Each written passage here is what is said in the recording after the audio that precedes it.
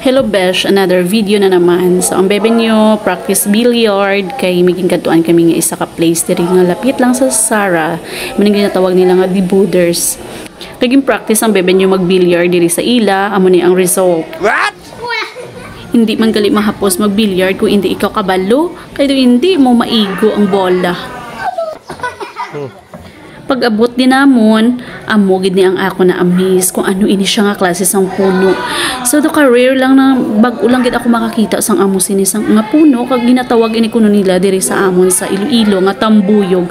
To kung ano man ina ang tawag sa inyo dira, comment down below lang para mahibaluan ko man kung ano man ini ang tawag sa inyo.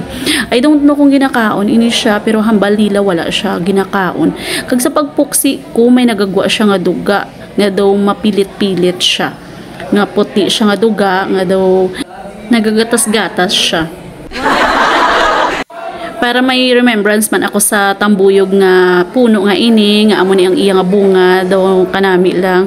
Nagpa-picture gid ako, kag nag-video gid sinis.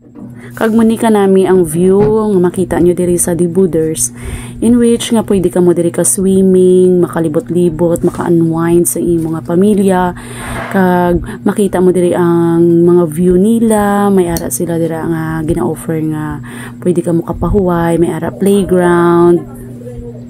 Isa ko pagid ka na observe diri sa ilang nga palibot, in which malimpyo, manaya-naya, gina-maintain gid nila. Sinanay ko nagpa-picture. Happy birthday, Abing! Kag mo na gali ang 9th birthday sang anak ko. Happy birthday!